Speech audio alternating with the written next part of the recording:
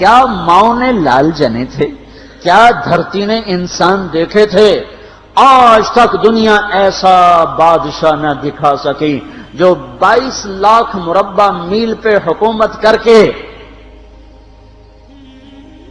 مسجد میں جھاڑو دے رہا ہو، جو 22 لاکھ مربع میل پر حکومت کر کے پانی کی مشق کندھے پہ اٹھا کے بیوہ عورتوں کے گھر میں گھڑوں میں پانی بھرنے جا رہا ہو۔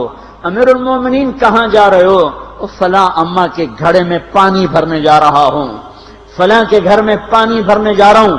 22 لاکھ مربع میل پہ حکومت کر کے دھرتی نے ایسا بادشاہ نہیں دیکھا جو اونٹ چراتا پھر رہا ہو، اور جو بیت المال کا اونٹ گم ہوا، چولے کو باندھا اور دوڑ لگائی، آگے احنف بن قیس ملے، ارے کہاں جا رہے ہو امیر المومنین؟ کہ تو بھی آجا، بیت المال کا اونٹ گم ہو گیا ہے، مل کے تلاش کریں۔ پتہ نہیں کتنے مسلمانوں کا اس میں حصہ ہے۔ دھرتی ایسا بادشاہ نہ دکھا سکے گی، نہ دکھا سکے گی، کوئی ایسا آیا ہی نہیں ہے کہ جو اتنی بڑی سلطنت کا مالک ہو اور کیکر کے درخت کے نیچے بغیر پہروں کے سو رہا ہو۔ یہ ہمارے چھوٹے چھوٹے حکمران، ووٹوں کے ذریعے سے کرسیوں پر بیٹھنے والے، ان بے وقوفوں کے آگے بھی پہرے، پیچھے بھی پہرے، دائیں بھی پہرے، بائیں بھی پہرے، اوپر بھی پہرے، ان کی گاڑیاں بھی بلٹ پروف، یہ پھر بھی ڈرتے ڈرتے جا رہے کہ انہوں نے ظلم کیا، یہ اپنی ذات میں خوف زدہ ہو گئے۔ عمر نے اپنے نام کے ساتھ فاروق کا لقب آپ نے کہا عمر فرق بین الحق والباطل، عمر وہ عمر ہے جس نے حق اور باطل میں فرق کر کے دکھا دیا، اس لیے یہ فاروق ہے، اس نے حق اور باطل میں فرق کر کے دکھایا، یہ فاروق ہے۔ حسن بصری فرمایا کرتے تھے اپنی محفلوں کو عمر کے ذکر سے سجاؤ۔ حضرت عائشہ فرمایا کرتی تھیں عمر کے تذکرے کیا کرو کہ جب عمر کا تذکرہ ہوتا ہے تو عدل کا تذکرہ ہوتا ہے، جب عدل کا تذکرہ ہوتا ہے تو اللہ کا تذکرہ ہوتا ہے۔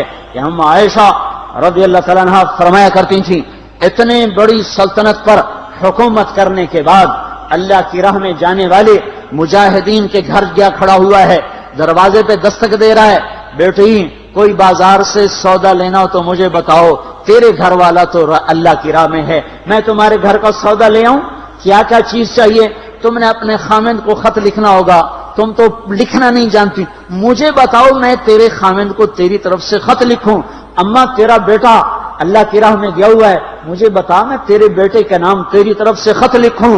اتنی بڑی جس کے سامنے قیصر اور کسرا زیر و زبر ہو گئے، کج کلا، وہ زمین میں جا کے تہ خاک میں وہ سارے ہیرے لال جواہر، وہ زمین میں لوٹ پوٹ کرنے والا، کسرا کے تخت کو توڑنے والا اور روم کی طاقت کو توڑنے والا، آل ساسان کی طاقت کو توڑنے والا اور نوشیروان کے خزانے مدینے میں لانے والا اور خسرو پرویز کے خزانے مدینے میں لانے والا اور رومت الکبرا کے خزانے مدینے میں لانے والا خود اپنے کرتے میں 14 پیوند لے کے چل رہا ہے۔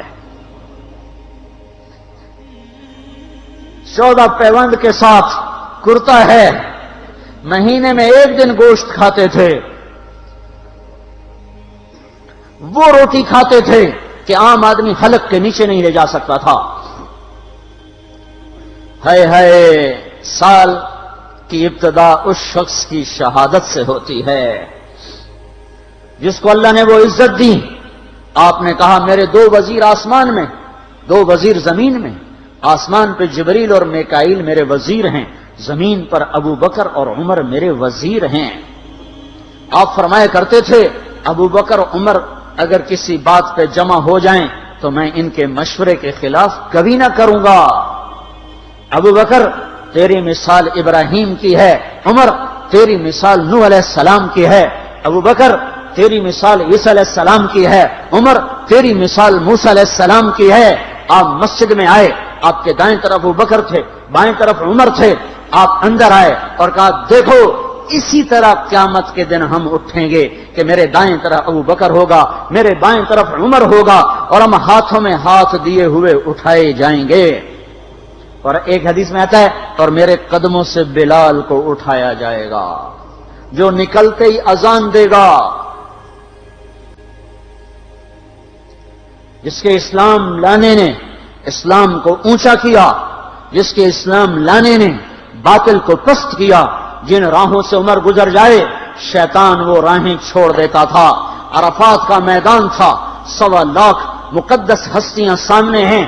میرے نبی نے فرمایا اس وقت میرا اللہ میرے سب صحابہ پہ فخر کر رہا ہے اور عمر بن خطاب پہ خاص طور پہ فخر کر رہا ہے، خاص طور پہ فخر ہو رہا ہے، عمر بن خطاب پہ خاص طور پہ فخر ہو رہا ہے۔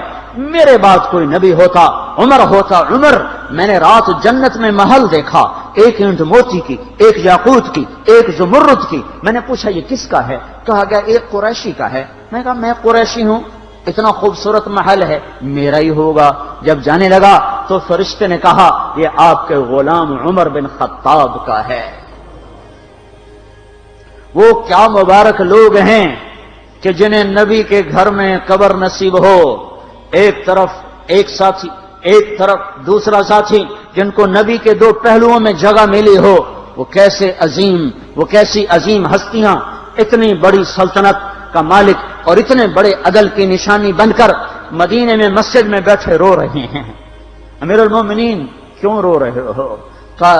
کہا دجلہ کے کنارے کتا بھی پیاسا مر گیا تو پوچھ تو عمر کی ہوگی، فرات کے کنارے کتا بھی پیاسا مر گیا تو پوچھ تو عمر کی ہوگی۔ راتوں کو پہرے دیے جا رہے ہیں، راتوں کو خبرگیری کی جا رہی ہے۔ مدینے کے باہر ایک خیمہ ملتا ہے، چند بچے ملتے ہیں جو رو رہے ہیں۔ ایک عورت ہانڈی چڑھا کے ڈوئی پھیر رہی ہے۔ پوچھتے ہیں بہن یہ بچے کیوں رو رہے ہیں؟ کہ یہ بھوک سے رو رہے ہیں۔ ہانڈی میں کیا ہے؟ پانی، کچھ بھی نہیں۔ کیوں چڑھایا ہوا ہے؟ بہلانے کے لیے۔ سو جائیں گے روتے روتے، میرا اور عمر کا اللہ کے ہاں فیصلہ ہوگا۔ تو عمر کی ہچکیاں بن گئیں کہ عمر کو بہن تیرے حال کی کیا خبر؟ کہ پھر ہمارا بادشاہ کیوں بنا ہے؟ اگر ہمارے حال کی خبر نہیں لیتا تو ہمارا خلیفہ کیوں بنا ہے؟ پر لگ گئے، بیت المال سے سامان نکالا، بوری بھری، سر پہ اٹھائی، کمر پہ اٹھائی۔ غلام اسلم نے کہا میں اٹھاؤں؟ کہ قیامت کے دن بھی میرا وزن تو اٹھائے گا۔ اسی طرح بھاگے ہوئے آئے، پنیر نکالا، آٹا نکالا، گھی نکالا، شہد نکالا، ڈال کے ہانڈی میں نیچے آگ، خود دھواں، گیلی لکڑیوں میں پھونکے مار مار مار آگ جلائی، حلوہ تیار کیا، پھر پلیٹوں میں ڈال ڈال کے بچوں کو کھلایا۔ وہ عورت کہنے لگی کاش عمر کی بجائے تو خلیفہ ہوتا۔ تو یہ نہیں کہا کہ میں ہی عمر ہوں، میں ہی عمر ہوں۔ فرمایا جب کل تو امیر المومنین سے ملے گی تو مجھے بھی وہیں دیکھ لے گی، مجھے بھی وہیں پا لے گی۔ پھر وہاں بیٹھ کے دیکھتے رہے، اٹھ کے چل دیے۔ بچے ہنسنے لگے، کھیلنے لگے تو اپنے غلام سے فرمایا میں نے انہیں روتا دیکھا تھا، میرا جی چاہا میں انہیں ہنستا بھی دیکھوں۔ 22 لاکھ مربع میل پہ اسلام پھیلا کر حکومت اس سے بھی بڑے علاقے میں لوگوں نے کی۔ چنگیز نے اس سے زیادہ فتوحات کی، محمود غزنوی نے اس سے زیادہ کی، سکندر تیمور نے اس سے زیادہ کی۔ پر فتوحات کر کے یوں خدمت کر رہا ہو، پانی بھر رہا ہو، اونٹ چرا رہا ہو، امامت کرا رہا ہو، 14 پیوند لگے کپڑوں کے ساتھ خلافت کے تخت پر بیٹھا ہوا ہو، یہ دھرتی میں پھر کوئی نہیں آئے گا۔ ہے نماز میں خنجر لگا، نماز پڑھاتے ہوئے 27 ذوالحج، 27، 28، 29 یکم کو انتقال ہوا۔ یکم محرم موت کے آثار گہرے نظر آئے۔ بیٹے کو بلایا کہ بیٹا جاؤ اما عائشہ سے پوچھ کے آؤ کہ عمر اپنے ساتھیوں کے ساتھ دفن ہونے کی اجازت چاہتا ہے۔ امیر المومنین کے لقب سے بات نہ کرنا، عمر کہنا، عمر اب میں امیر المومنین نہیں رہا۔ جب وہ پوچھنے گئے تو حضرت عائشہ رو رہی تھیں۔ انہوں نے عرض کیا اما جان میرا باپ اپنے ساتھیوں کا پڑوس چاہتا ہے۔ انہوں نے فرمایا یہ جگہ تو میں نے اپنے لیے رکھی تھی، لیکن اگر عمر چاہتے ہیں تو ان کو مجھ پر فضیلت ہے، میں ان کے لیے دستبردار ہوں۔ انہوں نے واپس آ کر خوشخبری سنائی، مبارک ہو اجازت مل گئی۔ کہ نہیں شاید میرے شرم میں اجازت دی ہو، جب مر جاؤں تو مجھے دوبارہ دروازے کے سامنے رکھ کر پھر جا کے پوچھنا، اس وقت اجازت ملے تو پھر لے جانا، ورنہ مجھے بقیع کی طرف لوٹا دینا۔ اتنے میں حضرت علی آئے، پریشان دیکھا، عمر کیوں موت سے ڈر گئے؟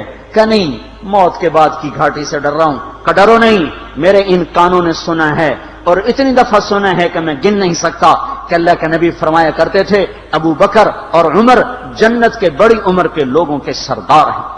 آپ نے فرمایا تو اس بات کی گواہی دے گا؟ کہ میں بھی دوں گا، میرا بیٹا حسن بھی دے گا۔ امام حسن بھی ساتھ تھے۔ کہ میں بھی دوں گا، میرا بیٹا حسن بھی گواہی دے گا۔ پھر بھی ہے جو جنت کی بشارتیں لیے ہوئے ہیں، 10 مبشرہ، ابو بکر جنتی، عمر جنتی، عثمان جنتی، علی جنتی، طلحہ جنتی، زبیر جنتی، ابو عبد الرحمن بن عوف جنتی، ابو عبیدہ بن جراح جنتی، سعید بن زید جنتی۔ آپ نے نام لے کر گنے، نام لے کر گن کر کہا، سنو ابو بکر جنتی ہے، عمر جنتی ہے، عثمان جنتی ہے، علی جنتی ہے، طلحہ جنتی ہے، زبیر جنتی ہے، سعد بن ابی وقاص جنتی ہے، عبد الرحمن بن عوف جنتی ہے، ابو عبیدہ بن جراح جنتی ہے، سعید بن زید جنتی ہے۔ میں ان سے راضی ہوں، لوگوں ان کا حق پہچانو، میں ان سے راضی ہوں، میں ان سے راضی ہوں۔ پھر آپ نے فرمایا اگر تم نے ان کے بارے میں کسی ایک کے بارے میں بھی دل میں بغض لے کر مر گئے، اور تم نے اتنی بندگی کی تھی کہ سوکھ کے کانٹا ہو گئے تھے، روزے اتنے رکھے تھے کہ پیٹ کمر کو لگ گیا تھا، سجدے اتنے کیے تھے کہ تمہارے ماتھے اور گھٹنوں پر پتھروں جیسے نشان پڑ گئے تھے، اتنا کچھ کر کے ان 10 میں سے کسی ایک کا بغض لے کر اگر تم مر گئے تو اللہ تمہیں منہ کے بل جہنم میں گرا دے گا۔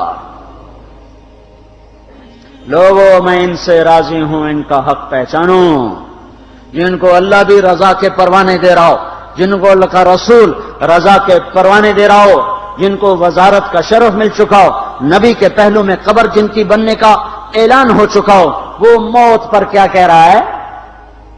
موت پہ کیا کہہ رہا ہے؟ اپنے بیٹے سے کہا میرا سر زمین پہ ڈال دے۔ ان کی گود میں سر تھا عبداللہ بن عمر، تو انہوں نے گود سے ہٹا کر پنڈلی پہ رکھ لیا، یہاں رکھ لیا۔ چلے گئے، کیا کہہ رہا ہوں سنتے نہیں ہو، زمین پہ ڈال دو۔ تو انہوں نے زمین پہ ڈالا تو اپنے چہرے کو مٹی میں رکھ دیا اور ایسے ملنے لگے اور کہنے لگے، اے میرے رب، اگر تو نے عمر کو معاف نہ کیا تو عمر ہلاک ہو جائے۔